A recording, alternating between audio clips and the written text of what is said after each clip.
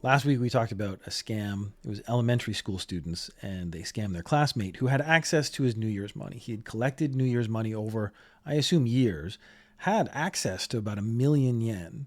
And that 1,000,000 yen, he then bought trinkets his friends brought to school and said they would increase in value and stuff. He bought like a token from like a tour at Nagoya port or something like that. And these are like 500 yen, just stamped things.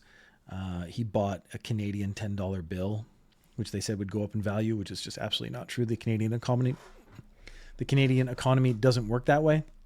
I kind of understand a kid getting taken. His classmates would be able to convince him, and he's trying to impress them and stuff. But then there is a secondary question of why did this kid have access to 1,000,000 yen? So my children's New Year's money goes into a bank account. They could get it, but it would be a process. They wouldn't just be taking it all out and giving it away willy-nilly for trinkets. Then you become an adult and you have access to your own money. And that's where people really can get scammed. And so this week, a woman in her 50s, she was on Instagram. Great place to be, looking at the beautiful pictures that people put there. So on Instagram, directly, she received a message. Someone slid into her DMs, which is quite nice. And the message said, "Hello from the International Space Station." Now, scams can be very convincing. One that comes from an astronaut is more problematic for me. So if I was on Instagram and someone sent me a message that said, "Hello from the International Space Station," my first question would actually be, why are you sending messages from the International Space Station via Instagram to someone you don't know?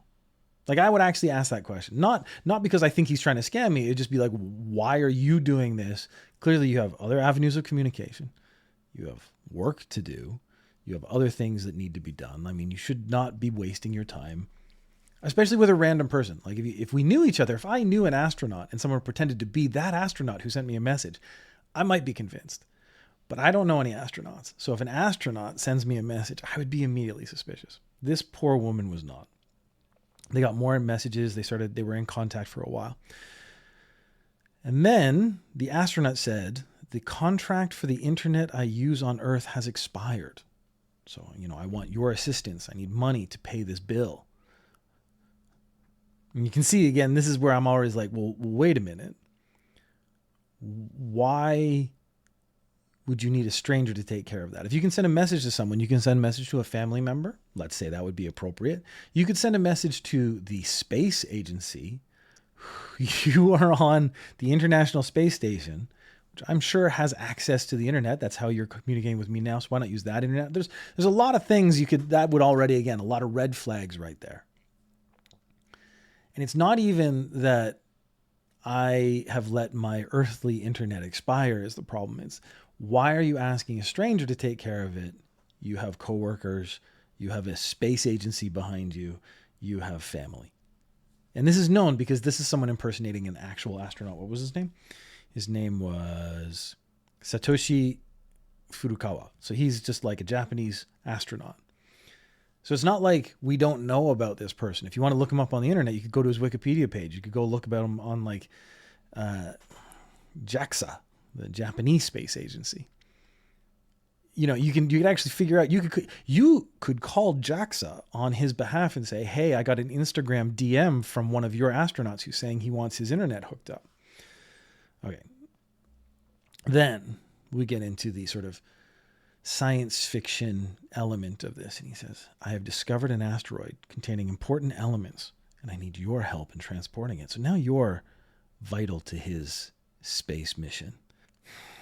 And so I have sympathy. I have a lot of sympathy.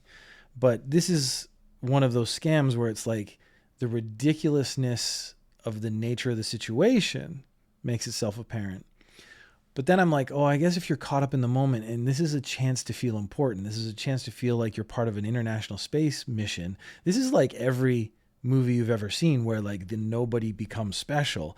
I'm like, maybe that's what they're actually preying upon. And that actually weirdly in a moment gave me a lot more sympathy for the person who had sent over 900,000 yen in total. When the supposed astronaut asked for planetary shipping fees, if this had just been reversed, I would be okay with it. She sent the money and then got suspicious. If she got suspicious and then went to the police and the police said, send the money and we'll track it down or something, sure. But she sent the money and she's like, wait a minute. What's planetary shipping? And because he's on the International Space Station, couldn't they just put it on one of the shuttles that's bringing food up or bringing food down or bringing astronauts up or bringing astronauts down? Because they're going anyway. So just put the incredibly important and special element he's discovered in space on one of those. Now, there may be a lot more story here that he convinced her that, it had to be kept secret or something like that. But when you have to pay planetary shipping, which obviously is going to be expensive, then you realize maybe the scam has gone too far. So she went to the police. She calls the police and she says, Satoshi Furukawa has been communicating with me. I'm a little suspicious because he's asking me for planetary shipping fees. How much are they usually? And then the police are like, unfortunately, Satoshi Furukawa has already returned to Earth. Whoever you're speaking to is not on the International Space Station and has been scamming you.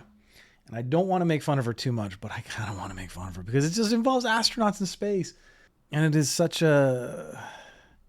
this is such a perfect fiction, I think, is why, again, I oscillate between, oh my God, this is the funniest thing, to I feel so much sympathy for this poor lady who got scammed. We have to have something in place. Now, police are actually trying to do a good thing with AI in Japan, which is pretty cool. They want to have AI recognize phishing websites.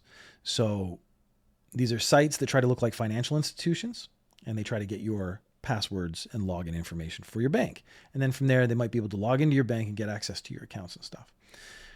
Currently, the system is based off reporting. So I get a suspicious email and I click a link that I shouldn't click and the website looks off or something feels off or I think I've been scammed. I have to go to the police and report it. One of the issues with being scammed is that people are embarrassed that they got scammed and they're less likely to report. So the number of reports of getting scammed is actually way less than the actual scam rate. This is why people who get scammed, we really shouldn't shame them. That's actually the exact opposite of what I kind of just did in the first story. So I'm part of the problem. Because if they feel embarrassed, they might not report it. But they just got tricked. Yeah. I now feel bad that I did the thing I just did. If it wasn't an astronaut, maybe I wouldn't have even done the story, though. It's because it was space and astronauts and stuff. Interplanetary shipping fees was a great phrase. I just wanted to say that on the podcast. So they need ways to gather the information without relying on people reporting it. So there's like organizations, like financial institutions, they'll report websites they find. And they will find, last year, they found 490,000 cases. And this was reported by antivirus software and this sort of group of financial institutions. Now, last year in total, it was 1.2 million reports of phishing. So you can assume that number's got to be plus 2 million, like attempts, not even success or anything, but just attempts at phishing. So this is a 21 times increase from 2019. Weird choice. I don't know. I guess they're trying to go for dramatic numbers. But what they want to do is get an AI, and the AI is just going to trawl the internet, trawl these emails, trawl this other stuff, recognize the phishing websites, and then automatically report that to the police so they can shut it down. And that is maybe one of the best use cases of AI I have heard so far, because it's actually helping people, not get ripped off. Oh no. See, as soon as I start talking about this stuff, and then I have thoughts. And my thought is they're going to have AI create the phishing websites to be more efficient. And when an AI shuts one down, another AI automatically just rebuilds a new website. So it becomes like a cycle that just never stops. There were the World Cup qualifiers. And in the Asian area, in Asia, Japan has to play North Korea. So they decided to do the game. I don't know how these decisions are made. This is FIFA or something. The game is going to be done in North Korea. Now, North Korea and Japan have very hostile political relations. So the Japanese government says, hey, Japanese citizens who are really excited about soccer. Soccer is a very popular sport in Japan. Don't go to North Korea. Don't go to North Korea to watch this game. Don't try to they have to get a visa. I'm pretty sure North Korea wouldn't be giving Japanese people visas to go in anyways. That's a totally separate issue. But the government just came out and said, don't try to go to North Korea. I think that's a fair statement to make. The relationship between Japan and North Korea is so contentious that it would be dangerous for a Japanese citizen to enter the country. So they have the soccer game. So the soccer players go and they have like some people with them, sort of handlers and stuff. They play their game. And Japan scores a goal in the first 90 seconds. Yay, Japan. Then nothing happens for the rest of the game. So 2 hours or assume, I don't know how long a soccer game is, like 90 minutes. No scores are done for the rest of the game because it's soccer. So of course there are no more goals. I understand the reality in that the tension would build as they get closer and closer to the end of the game and have to score one goal to just become even and extend the game. But I don't really enjoy soccer. So for me, that just sounds mind-numbingly painful. It's just low-scoring, zero-scoring games. Essentially what I'm saying is fuck you, soccer. North Korea loses a soccer game in front of a stadium of people. Now, North Korea has in the past reported that they have won all the Olympic gold medals. If you actually watch North Korean state media, they have just straight out and said North Korea has won every game in the Olympics and stuff like that. China's number 2 and America has won nothing. So they just it's just a blatant lie. But when you have a stadium of people watch your team lose, you can't really lie to the same degree. It's much harder. So they need a solution because they can't lose again. They're actually supposed to play 2 games and they can't lose again. So they need to end this game. So they do what North Korea does best. They say, we are concerned about a second game. Oh, we are canceling the second game because we are worried about a malignant infectious disease in Japan. And I think that malignant infectious disease might be winning. Again, I'm not a big fan of soccer, so I'm not wicked supportive of Japanese soccer or anything like that. I don't actually care about sports or who wins and stuff, but I do think it's funny. I think it's funny that we didn't win the first game, so we're going to cancel the second game, and we're going to say that it's because you foreigners are diseased, which is a lot. Since we're talking about soccer, there was a student, and he has Peruvian background. He's got a mixed heritage, yes. And so that in Japan makes you stand out. He was late for a club activity and the coaches made him apologize. And when he apologized, they started making derogatory statements. They said, Peruvians can apologize, huh? Which doesn't sound bad translated into English, but the reality is how you say it in Japanese is more insulting than what you say. Or it's not what you say in Japanese, it's how you say it. It becomes the insult. So when we translate a lot of Japanese insults into English, it sounds just like a statement, but it's the statement of like, I'm talking down to you is the important part. Another coach giving guidance on his attitude. So sort of giving him guidance about life says, you'll end up being a murderer. And then like makes a stabbing gesture to one of his teammates. Like you're going to kill your teammate. I guess maybe the kid got frustrated. Like I'm just guessing because they only fill in all the details, but the kid's frustrated or angry or having difficulty, or he's like hormonal because he's a teenager. I mean, who knows? Because if you are who you are, you're going to end up being a murderer, which is a pretty awful thing to say. The interesting thing is the guy who made the murder statement had been disciplined in 2019 for threats and slapping a student, but then was removed from soccer coaching and then returned. So the question to me is, why are these guys returning? This is not the first time we've done a coach abuses kids, gets taken out and then put back in and starts abusing kids again story. Once you have smacked a kid, I think you shouldn't be allowed around kids anymore so you can continue to smack them. Japan, I don't know, maybe they keep track of it. They don't keep track of it. It's a bit insane. They did 100-member survey. So all these kids who've been in the soccer clubs over the last couple of years in 2023. And all the coaches received voluntary suspensions, which is pretty ridiculous. I don't know. Why do these people go into kids' stuff if they clearly are easily frustrated with kids? We've had the teachers who are smacking kids because the kids are talking back to them. I understand that frustration. I've never hit a kid. We got these guys who become coaches. Coaching is primarily working with kids, and they seem to have a problem with kids. These maybe more lean towards we're just racist dudes. Because you're not a Japanese kid, I'm going to judge you differently kind of thing. But even then, like, why are you there? Go find your Puritan group. I don't know. I'm a little lost on that one because it's like, how do these stories keep happening when it's so obvious that there's a problem there, when the problem could be solved by just don't get into that job in the first place? So these coaches cause people a lot of stress. They feel a lot of stress. Now, all right, we got a 25-year-old guy. He takes a can of kerosene into the mountain forest, and he douses several trees in kerosene and then lights them on fire. He gets arrested, and he does the most classic excuse for a Japanese person who's done something wrong. And he says, I was stressed out. And lighting fires relieves tension, which I struggle with. I mean, has he tried stretching? Maybe there's this, has he tried stretching?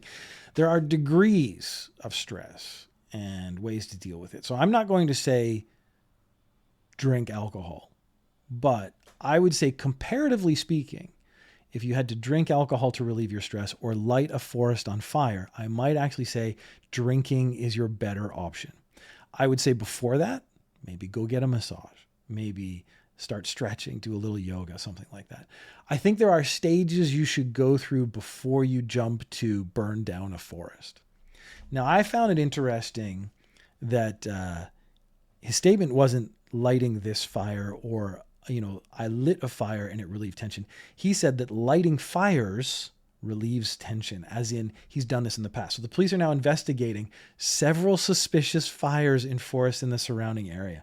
So I'm guessing this is lucky. This happened in February, which is a very wet season in Japan. So if it's not snowing, it's probably raining, that kind of stuff. So that probably kept the forest fire from getting out of control. But oh my God, I've done this story before. The classic Japanese excuse, I've committed a crime. Why did you commit the crime? Stress from work or just stress. But now you're getting arrested. That has created more stress in your life. So there is maybe a moment where you've committed the crime and it feels slightly better. But then there's the stress of, am I going to get caught? Are the police going to catch on? Am I going to get reported? Like, I actually think that would be more stressful. I think committing a crime and getting away from it might be just as much stress as getting stress from work. And then if you're already working and you commit a crime, now you have to think about both. I have stress from work where I go to my job every day, and I have the stress of worrying about whether or not I'm going to get caught for the crime I've committed. That's a lot of stress. And then how do you relieve that stress? You go light more forest fires. The more forest fires you light, the more likely you are to get caught. This is the criminal paradox. If you are successful in a crime and you commit the crime again multiple times, each time you commit it, you're more likely to make mistakes or get caught or have something go wrong and then go to jail. So your stress should actually go up the more successful you are in crime, which is interesting. But it doesn't seem to work that way. And so now the guy is going to get stressed out in prison. All right, so last week we did the LDP had a party, and in that party they're like, some go-go girls came out and the politicians put money in their mouth, and then the girls took the money out of their mouth. And there were some other pictures that showed up and it was them sticking it in their bikini bottoms and stuff. Pretty gross stuff for a group that is supposed to be like moving towards more egalitarian and wants to be more open and inviting and stuff. This was, to me, very 80s bubble era Japanese behavior. But the guys who organized the parties were full on in their prime in the 70s and 80s. So they mentally had not moved on to like, hey, maybe women who come to this party won't like it. I almost guarantee no women showed up to that party. Maybe some of the young men don't have the same sensibilities we do. That's actually showed up many times when we've talked about stories. These really gross old men don't understand that other men maybe don't think the same way as them, which is an interesting issue because we had that mayor who committed like 100 sexual assaults at work. Like he was patting bottoms and touching boobs and sexually harassing everybody around him. His cohort, the deputy mayor, was like, dude, you got to stop. And he was like, yeah. If you've listened to that episode, you'll just go back and listen to that whole like 2 minutes of me doing like gross, creepy laughing. He didn't think the other guy was serious. And like, this is literally your peer telling you, you got to stop or you're going to get in trouble. And then he got in trouble and he's like, well, I still don't understand what I did wrong. So there's been another scandal has come out with the LDP party because these people are these people. They can't help but do what they do. I found it funny that it was the LDP Federation Youth Bureau, and 4 of these guys organized a party, and they go to the party and there are people taking pictures. And that to me was one of the issues. Like I talk about a lot of crimes and stuff and I'm like, don't film your crimes, but you can't commit crimes where other people are taking pictures either. So a magazine came out with pictures of this party. Great. So what is the picture of? It's a man in a mask, rope tied, with a wearing underwear and the bureau chief wearing an AKB idol costume with a microphone. So clearly on stage doing some sort of announcement in I'm going to go ahead and assume a schoolgirl uniform of some sort in front of, I don't know if it's an LDP guy or a model or someone else, but someone tied up behind him basically naked. And this is cool. This is like high-level politicians who are aware of implications and optics and how things go. When questioned, he said it's just a bar. It's not an S&M club. And then he resigned. The thing is, the sign above the bar was like, we have, what was it, turtle binding, which is a form of S&M. So they clearly put on S&M shows. And he's like, no. That clearly branded S&M bar isn't an S&M bar. It's just a bar. And even if it was an S&M bar, that doesn't mean you have to do the S&M stuff. It doesn't mean you have to like dress up like a schoolgirl and get on stage with a microphone and start participating. That's just ridiculous. I quit. So this actually led to a whole bunch of series of questions. The last party, the one with the go-go dancers, was not publicly funded. This was, everyone chipped in, they paid for their own way. So technically not as bad. This one though, it's supposed to be 5,000 yen per person for entry. And this time they charged 2,000 yen per person. And the same day as the party, an assembly member received 100,000 yen of public funds from an activity fund. And the activity funds are how they get around this. The activity fund is money for events. So that isn't really regulated the same way. So they don't necessarily check out what the event is for. It's like, oh, we're going to have dinner with the LDP guys. Okay, here's, your 50,000 yen, whatever. But this is 100,000 yen to go to the S&M bar. And so this has put another just sort of strike. The LDP rating, approval rating, is at an all-time low. It's like below 20%, which is Japanese politics. It's never above 50. But if you're below 20, you've really, really kicked it. And Kishida is just struggling because how is he supposed to say, like, we want to do good things, we're good people, and then these scandals keep coming up again and again, and now using public money. The public money part is going to be the part that actually kills them, because this has happened before in different areas. And Japan is like, you do your dirty stuff, sure, but don't use my money to do your dirty stuff. When you take my money to do your dirty stuff, I don't want you to be a politician anymore.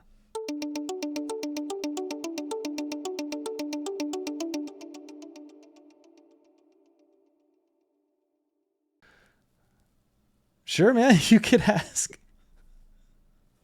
I'm finished that story. Go ahead and ask questions. You're more than welcome to ask questions. I'm going to wait for a second, though, because I was just about to start a second story. Unless you're trying to sell me something, then I'm going to get furious. What do I think if someone joined a secret society?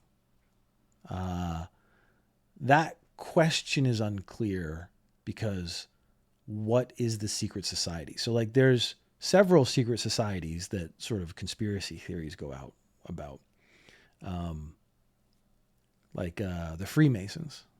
But the Freemasons are primarily a charitable organization, if you take what they say as be true. But people, because they're secretive about what they do, that leads to conspiracy theories and suspicion. There are religious groups, there's things like that. So secret society is such a broad term that doesn't actually give me any information to answer your question. So the nature of the secret society is the important part. If it's a secret society that's supposed to be good, trying to do good in the world, why would I have a problem with that? Because you want to keep it secret is fine. If it's a secret society that wants to harm people, then it's bad. It's not a very interesting answer. I'm sorry. But the truth is, realistically speaking, whether it's secret or not is irrelevant. The important part is the intent of the society in the first place.